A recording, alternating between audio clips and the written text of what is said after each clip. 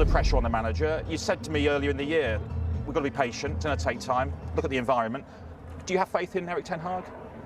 I don't want to answer that question. I like Erik. I think he's a very good coach. But at the end of the day, it's not my call. It's that management team that's running Manchester United that have to decide how we best run the team in many different respects. But that team that's running Manchester United has only been together since June, July. Yeah. They weren't there in January or February or March or April. They've only arrived. Omar, Dan Ashworth, they only arrived in July. Sure. They've only been there, you can count it in weeks almost, They've been there a long time. So they need to take stock and make some sensible decisions. I mean, our objective is very clear. We want to take Manchester United back to where it should be. And it's not there yet, obviously. It's very clear. So there's work to be done. Interesting from the co-owner of Manchester United, Sir Jim Ratcliffe, as David Ornstein joins us from Manchester. He likes him. He's a good coach. But there was a but, wasn't there? But he says it is up to the directors of the sport of football below him who's going to make that decision. So he's under pressure. Everybody knows that. Could this potentially be his last game in charge, David? Right. It could be, of course, Rebecca, but there's been no decision to sack him yet. The feeling you get from conversations at and around Old Trafford that for now all remains calm. They do want Erik Ten Hag to continue because they've clearly invested in him. It would appear that this dreaded phrase, has he lost the dressing room, isn't accurate at this point. You saw how they showed a bit of character to scrape through a bit of a calamitous draw at Porto in midweek.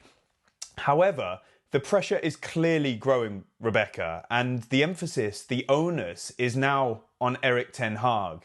The sense at Old Trafford is that he's been extremely well backed to this point in terms of he wanted a structure. He's received that with a number of executives around him amid all the investment and takeover stories of the last couple of years. He's received players in the transfer market. He's had a contract extension. He's been able to appoint his own staff. So maybe a little bit of a, is there any excuse now? No hiding places. And if things are to fail, it won't be it's felt at United for a lack of support. A heavy loss today, and then you're starting to think things are looking precarious going into an international break. But he will know that as well as anybody. He's not stupid. Manchester United's executive leadership team, their ExCo, meet in London on Tuesday. That is regular, it's scheduled.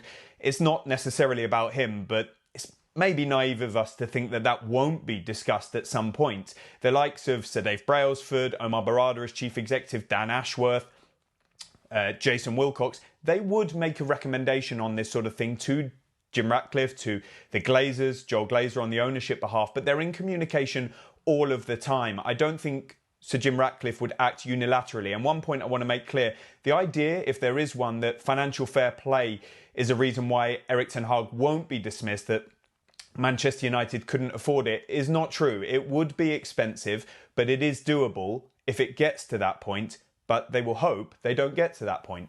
Well, David, at a big club like Manchester United, it's not just about when you fire a manager and if you fire a manager, it's who is available to come in. So where are we with the availability of potential candidates?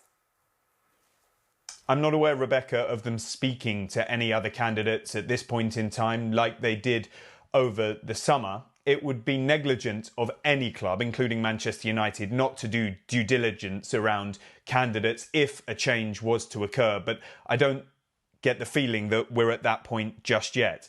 If a change is to be made, and I feel a bit uncomfortable saying that because Erik Ten Hag remains in position, then of course he has by his side Ruud van Nistelrooy, who at PSV Eindhoven was a head coach in his own right. A misconception here, some reports that he was a Manchester United appointment in case Erik Ten Hag goes. He wasn't. He was an Erik Ten Hag appointment, so there may be some loyalty issues there.